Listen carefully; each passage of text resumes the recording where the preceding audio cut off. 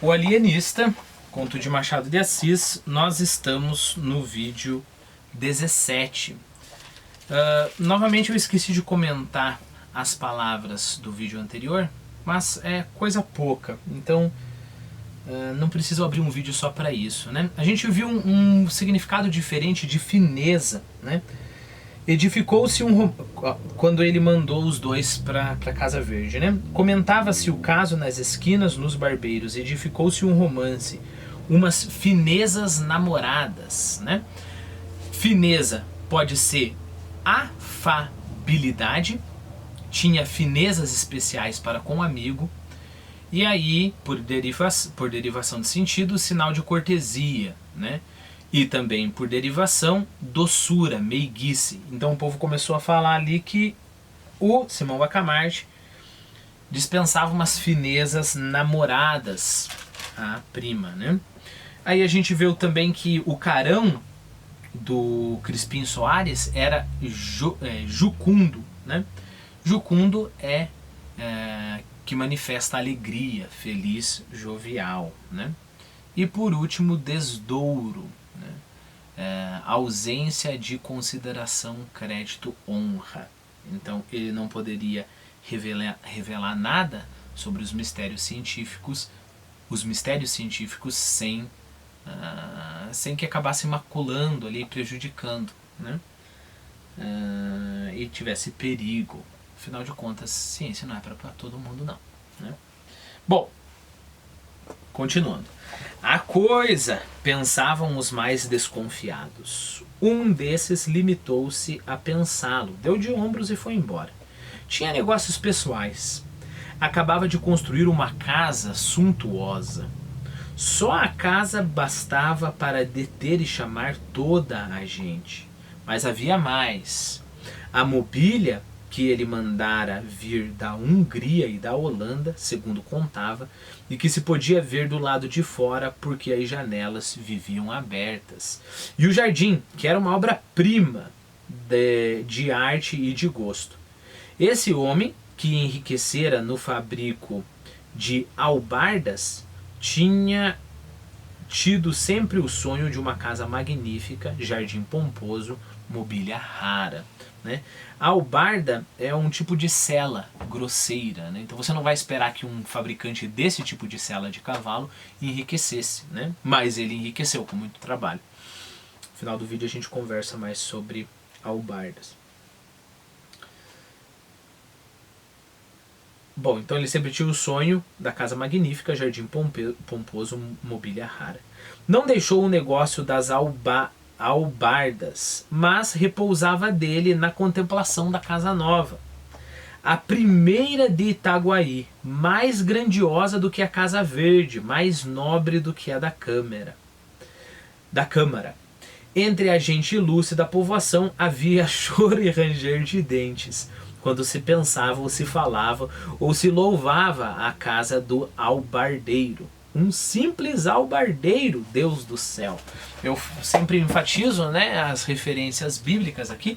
Choro e ranger de dente é uma expressão bíblica certamente. Só para provar o meu ponto. No final eu vou ler uns 2 versículos ali, aqui com você. Um simples albardeiro, Deus do céu.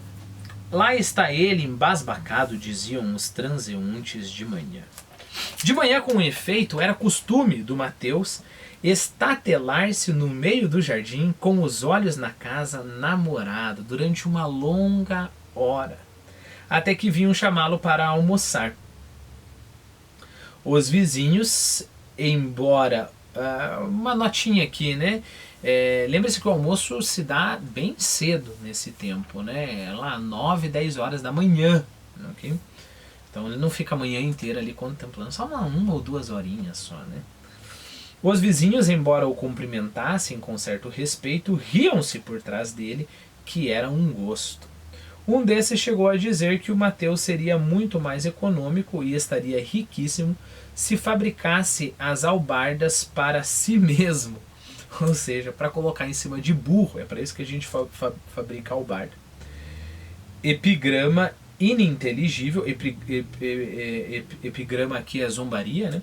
Epigrama ininteligível, mas que fazia rir as bandeiras despregadas, rir abertamente. Ininteligível porque qual que é a lógica, né? Se você for pensar mesmo, né? Então se ele fabricasse celas para ele mesmo, ele ia ter que fabricar bastante, mas como é que ele ia pagar? Bom, isso não é importante, mas faz rir, é o que vale. Agora lá está o Mateus a ser contemplado, diziam à tarde. A razão desse outro dito era que de tarde, quando as famílias saíam a passeio, jantavam cedo. Não, quando as famílias saíam a passeio, jantavam cedo, usava o Mateus portar-se à janela, bem no centro, vistoso, sobre um fundo escuro, trajado de branco, atitude senhoril, e assim ficava 2 e 3 horas até que anoitecia de todo. Então o pessoal lá fora conseguia vê-lo à janela, né? Pode crer-se que a intenção do Mateus era ser admirado e invejado, posto que ele não a confessasse a nenhuma pessoa, nem ao boticário, nem ao padre Lopes, seus grandes amigos. E entretanto não foi outra a alegação do boticário quando o alienista lhe disse que o albardeiro talvez padecesse do amor das pedras. Teoria do Bacamarte, né? Mania que ele, Bacamarte, descobrira e estudava desde algum tempo. Aquilo de contemplar a casa? Não, senhor, acudiu vivamente Crispim Soares. Não? Há de perdoar-me, mas talvez não saiba que ele de manhã examina a obra, não examina, talvez não saiba que ele de manhã examina a obra, não a admira. De tarde são os outros que o admiram, a ele e a obra. E contudo, o uso do albardeiro todas as tardes, desde cedo até o cair da noite. Não, desculpe, e contou o uso do albardeiro todas as tardes, desde cedo até a noite. Ótimo, né? De manhã ele admira a casa, de tarde ele é admirado e a casa também. Uma volúpia científica alumiou os olhos de Simão Bacamarte. Essas partes aqui nós temos que prestar muita atenção, né? Porque o conto, porque ele tem essa ironia completamente fina, né? Como ele tem essa ironia completamente fina, ele sempre apresenta o Simão Bacamarte como sábio, como respeitável, como grande homem de ciência, né? E você acaba sendo convencido, como todos os moradores ali, a ponto daquela interpretação que eu falei para você, né? Você acaba sendo convencido que ele realmente é um grande homem de ciência, um grande sábio. E bom, e aí eu volto para a interpretação. Ora, se ele é um grande sábio e esse grande sábio acabou colocando todo mundo no manicômio, olha que a confiança cega, né? Então, então todo mundo deve ser louco. Ou não existe verdade, ou não tem como separar louco de são, né? Por quê? Porque esse homem, esse grande homem sábio, que não é o grande homem sábio, um monge, né? Ou sei lá, um religioso. Não. É um grande homem sábio de ciência. E aí aquela aura resplandece assim de você ter que fechar o olho, né? Se esse grande homem sábio de ciência está começando a colocar tudo quanto é gente no manicômio, não existe loucos e não existe sãos, né? Mas nessas partes aqui nós vemos que esse cara é louco. Vamos colocar assim, né? Uma volúpia, se não é louco, é pelo menos cego, e muito cego, pelo amor da sua ciência absoluta, né? Uma volúpia científica alumiou os olhos de Simão Bacamarte. Ou ele não conhecia todos os costumes do albardeiro, ou nada mais quis, interrogando o Crispim, do que confirmar alguma notícia incerta ou suspeita vaga. A explicação satisfê-lo, mas como tinha as alegrias próprias de um sábio concentradas, nada viu o boticário que fizesse suspeitar uma intenção sinistra. Perceba como que pode essas contradições aqui, né? Ao contrário, era de tarde. Não, ao contrário, era de tarde e o alienista pediu-lhe o braço para irem ao passeio. Ao contrário de mostrar alguma coisa, ele agiu normalmente, deu o braço e saíram para passear. Deus, era a primeira vez que Simão Bacamarte dava ao seu privado tamanha honra, sair de braços dados com ele. Crispim ficou trêmulo, atarantado, quer dizer, confuso, né? Disse que sim, que estava pronto.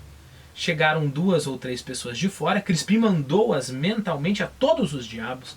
Não só atrasavam o passeio, como podia acontecer que Bacamarte elegesse alguma delas para acompanhá-lo e o dispensasse a ele. Que impaciência, que aflição! Enfim saíram. O alienista guiou para os lados da casa do albardeiro, viu a janela, passou 5, 6 vezes por diante, devagar, parando, examinando as atitudes, a expressão do rosto.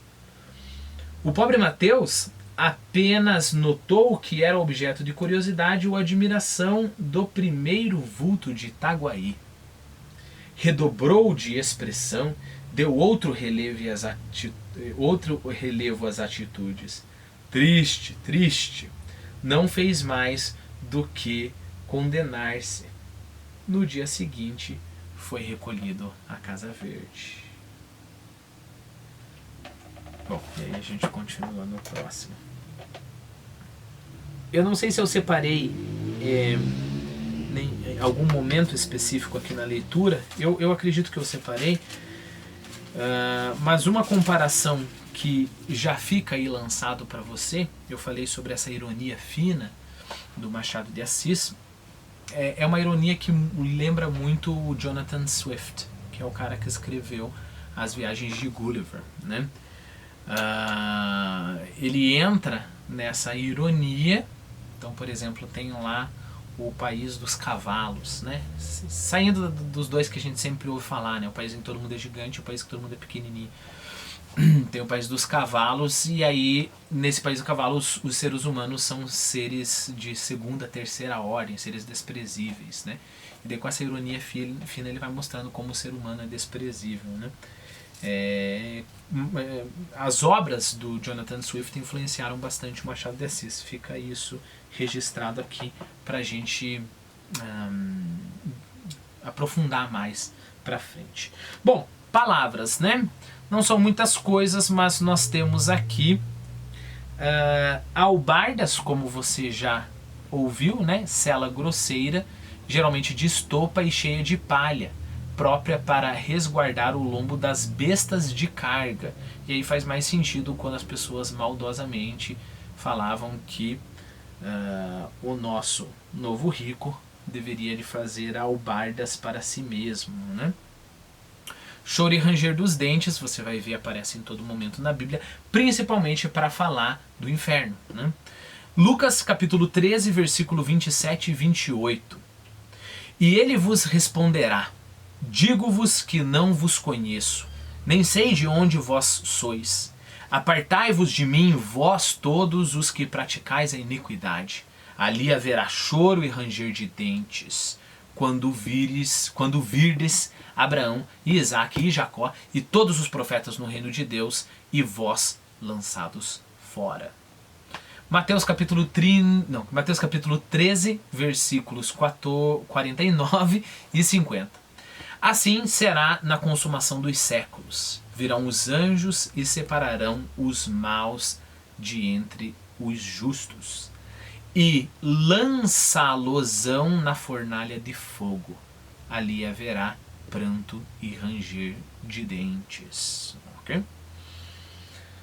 É óbvio que Machado de Assis está fazendo referência às partes bíblicas. Aí a gente viu a palavra epigrama, né? Palavra mordaz, dito picante, sarcasmo, zombaria, etc. Introduzida em uma composição em prosa ou em verso, ou em uma conversa, uma narrativa, etc. Também vimos a expressão rir às bandeiras despregadas, né? Bom, eu coloquei aqui uma notinha do site Cyberdúvidas da língua portuguesa, né? A expressão rir a bandeiras despregadas significa rir aberta e sinceramente como nos dias de festa. É fácil compreender que as bandeiras podem estar atadas antes dos dias festivos para não se rasgarem. Chegando o dia marcado para a festa, as bandeiras são desatadas para serem agitadas pelo vento, né? Essa é uma interpretação. Então as bandeiras despregadas, todas as bandeiras estão lá, tipo bandeirinha de São João, e você ri. Bandeiras despregadas também pode significar um navio, né? As velas do navio. Então as bandeiras aqui despregadas são bandeiras desfraldadas, né? As velas desfraldadas, para que o navio mova com toda a velocidade. Eu não sei, diga aí o que você acha, mas para mim essa interpretação de vela, né? A velas despregadas, então o navio vai, né? De vento em popa, parece uma interpretação mais lógica do que eu tô numa festa, aí tem bandeirinha, e quando não tem festa não tem bandeirinha, então eu rio as bandeiras despregadas, por causa das bandeirinhas. Não me parece uma boa etimologia. Né? Bom, e aí a próxima palavra vai ser pro próximo, já vai estar no escopo do próximo vídeo.